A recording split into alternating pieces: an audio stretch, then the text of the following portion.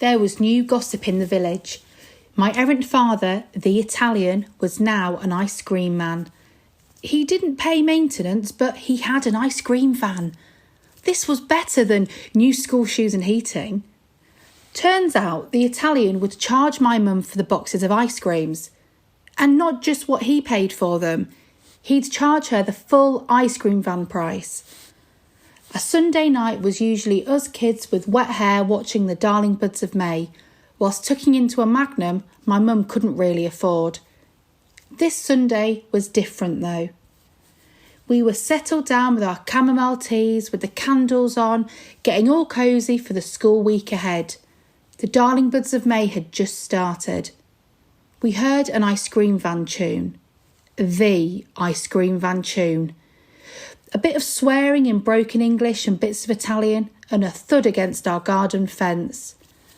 My mum pulled back the curtains and said, "Oh no, it's the Italian." I ran to the window and immediately put my hands over my eyes. Now this didn't make it go away, but at least I couldn't see it for a moment. This was embarrassing. I hope none of the brownies see this. With our hair still wet and our baggy nighties on, we pushed our feet into wellies that were too big for us. My mum was always getting us things to grow into. She's lovely, but very stingy. We went outside. This didn't feel nice, but it was kind of exciting. We didn't like the Italian, but he did have an ice cream van. Plus, we were running low, so I was kind of glad about his timing. My mum's purse wasn't, though. He opened up the window to the van and stuck his head out. His beard had grown since we'd last seen him, and a new medallion necklace hung from his neck. The fence was all smashed to bits. I asked him if he was going to say sorry for breaking it. He explained that if you have an ice cream van and you're Italian, then you never have to say sorry. My brother sighed loudly and asked if we could have an ice cream. The Italian replied, "Well, that all depends on your mamma." My mum gave him a look fit for a crime documentary and said she'd go and get her purse. The second she went inside, it all felt very awkward. To fill the silence, I asked how the Mr. Whipping machine worked. He looked at me with boredom in his eyes and said, "It doesn't." More silence. He then said, "Allora, get in the van." A creepy sentence, even with bits of Italian thrown in. We should wait for Mummy to get back with her purse.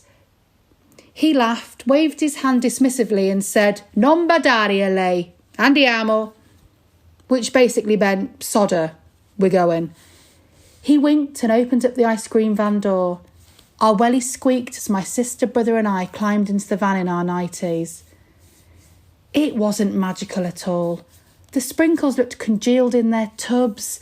The chocolate flakes were smashed to bits, covering the floor, and everything seemed faded.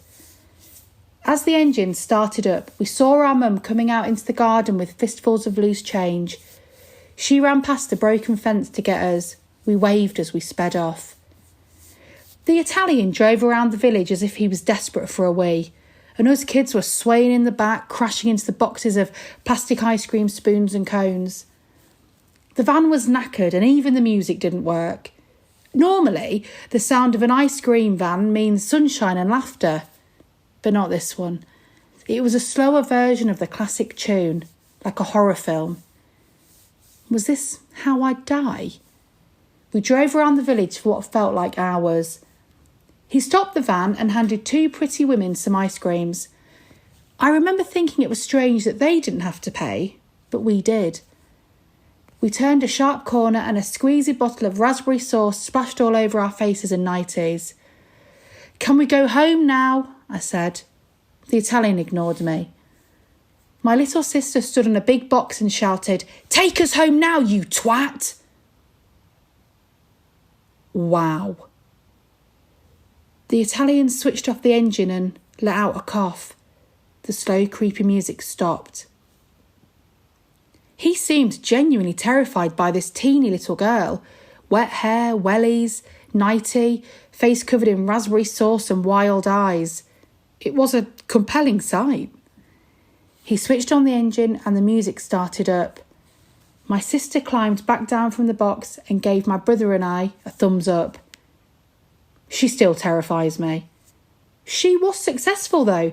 The Italian drove us home. We climbed out of the van feeling bewildered. The raspberry sauce covering our faces looked like blood. It was like on the news when they find people that have been living underground for years. Moral of the story, if someone says, get in the van, then no is probably the best response.